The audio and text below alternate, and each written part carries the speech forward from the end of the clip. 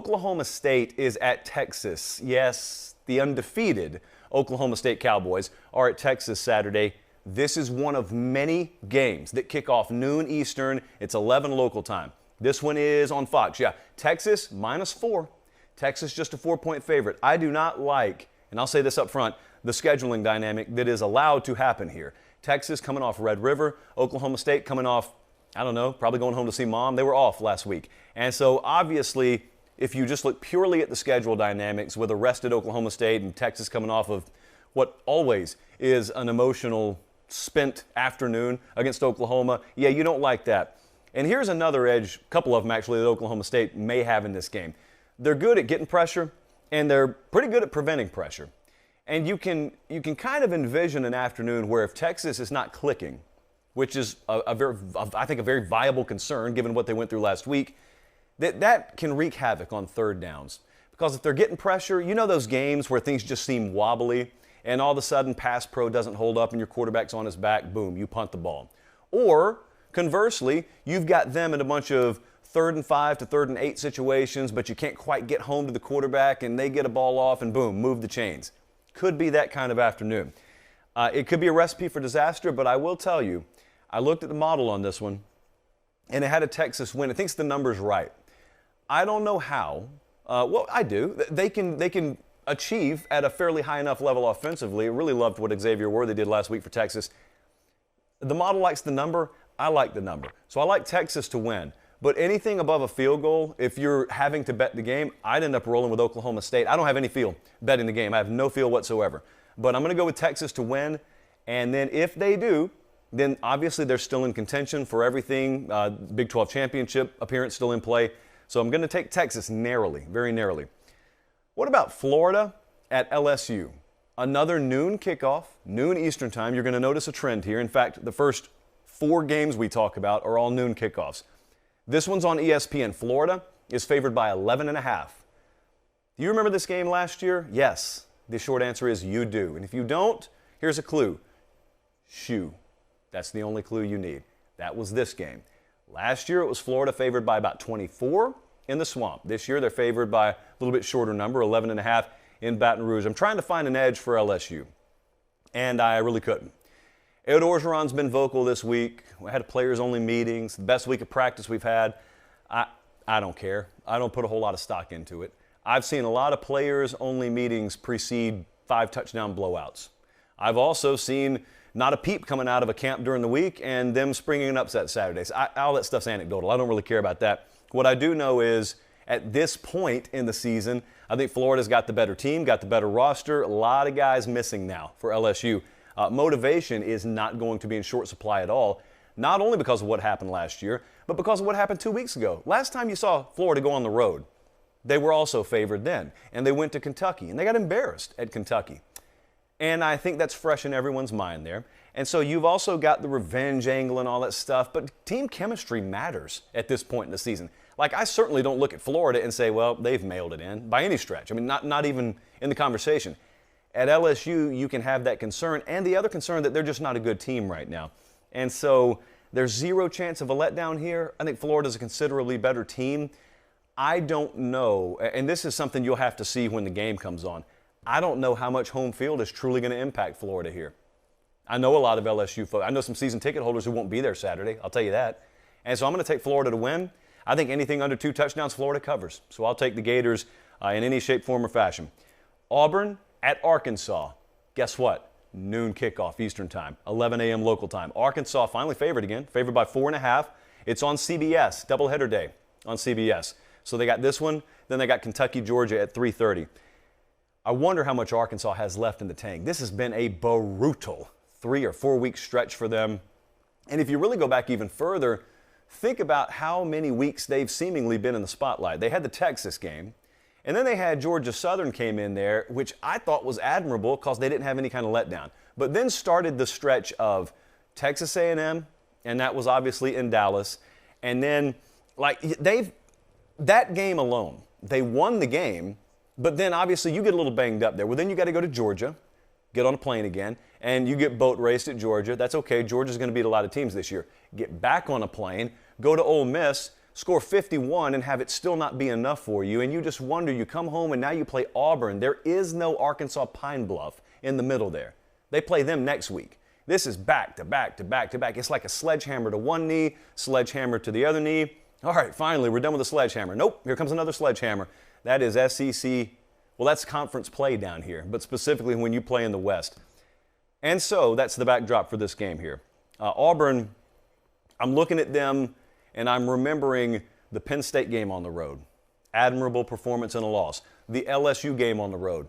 Admirable performance in a win. Thought it was the proudest moment of Bo Nix's career thus far at Auburn. All things considered. I understand winning the Iron Bowl in his heart probably means a lot more than that. But just overall, everything included there. I think missed tackles been a problem for them being Arkansas. Explosives, they've given up a few more, tend to do that, obviously, when you play Ole Miss.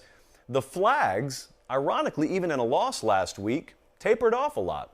Arkansas didn't get penalized a lot last week. But when you play back-to-back-to-back-to-back tough games, that's the kind of stuff you start to worry about. You start to just worry about, I've already used this word once tonight, general wobbliness about your program. So they've got Pine Bluff, and then they've got the bye coming up if they can just get through this. Both of these teams still have a whole lot to play for. I think both of them have 2 losses. And so, I mean, they're still in contention for very, very good seasons. It's the first time at home in a month for Arkansas. I think they're going to find a way to get it done. I think it's a very close game. I do not even like that many points being given. And so I know it doesn't sound wise, but I'm telling you, I'm not betting the game. If I had to, I would take Auburn plus the points. However, I think Arkansas is going to win the game. Just shows you I think it's going to be a tight game either way. Let's stay in the noon window, and let's go to Bloomington. Indiana, you forgot all about them, didn't you? That's okay. And they didn't play last week either. They're at home, and they're welcoming in whomst? Well, the undefeated Michigan State Spartans. That's who they're welcoming in. So you figure Michigan State, undefeated. Indiana, long since been written off. What do we got, about a 10, 12-point spread here? 4.5. Here we go. Okay. Noon kickoff, as I said, FS1. A lot of people are concerned because Indiana could be without Michael Penix. This is an illusion. It is a big-time illusion a lot of times in college football when someone says starting quarterback's out, which means it's supposed to mean you have no chance of winning. It hardly ever means that. You know, one of our modus operandi, I'm going to assume that's plural column, is we just kind of blindly bet on backup quarterbacks. Might we do it here? We might. Stay tuned for the end of the show. Michael Penix has been turning the ball over left and right this year. He hasn't really been a strength. And also, Indiana's got one of the sneaky best quarterback depth situations in America. They got Jack Tuttle there. He's experienced. They got him from Utah, I believe. He's a good quarterback. We've already seen him play winning football for Indiana in the past. So I don't worry about this. There is not a drop-off at all. In fact, I'm not predicting this, but you could make the argument you could end up seeing a net improvement if they do nothing more than not turn the ball over, guys. It's a net improvement. And so I don't really care. To be honest with you, who starts at quarterback for Indiana, I don't really care here. I do know that Indiana defense is probably underrated in one aspect at least, and that's third down defense. They are at, or at least near the top of the Big Ten in that metric. And so everyone, including yours truly right now, is looking down the road just a little ways, and they're looking to the potential for an undefeated Michigan versus undefeated Michigan State showdown. I think that would be October 30th because MSU's got a bye after this game. And so do they get through this one? The model does not think so. The model thinks the wrong team is favored in this game. We are absolutely on Indiana plus the points. I am slightly, I mean ever so slightly, leaning towards picking an upset here. I think it's very close.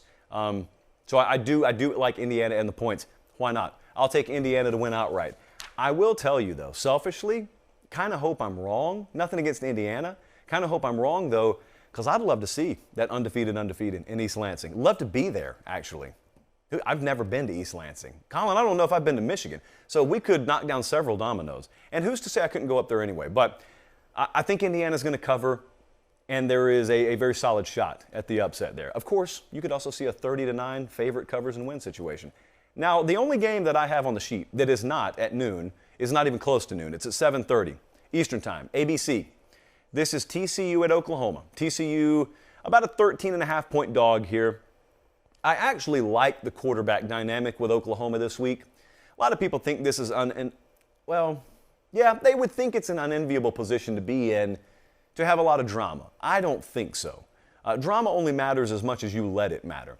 So you know the whole, Spencer Rattler out, Caleb Williams in, make no mistake, that's who's starting this game. If he doesn't, I'd be shocked, let me tell you that. So I think Caleb Williams, the true freshman, is starting this game. Here's why I am not bothered by it and why I like it. Number one, because I think he gives them the best shot to win right now. So that's first and foremost by a country mile. But then after that, I love that they have that dynamic going on because it takes care of any kind of lack of focus. I don't think they've been worried about Texas at all this week. I think they turned the page pretty quick because so much of the focus out there is dialed into the here and now. So I don't think they're looking past TCU. I don't think it's a threat of a letdown. And if you combine that, if I'm right, and you combine that with the fact that Oklahoma found their ground game last week, the insertion of Caleb Williams certainly gives them a different dynamic on the ground with the ability to do all different kind of stuff in the zone read game. And also the fact that TCU's given up like a half a mile on the ground the last 3 weeks. I like Oklahoma's chances here not only to win, but atypically in this position, I actually think they could get a little margin here. That number's big. I know 13.5 coming off the Texas game. I actually think Oklahoma flipped that switch last week. I think Oklahoma's going to win and end up stretching this thing past 2 touchdowns. So give me the Sooners to win and the Sooners to cover.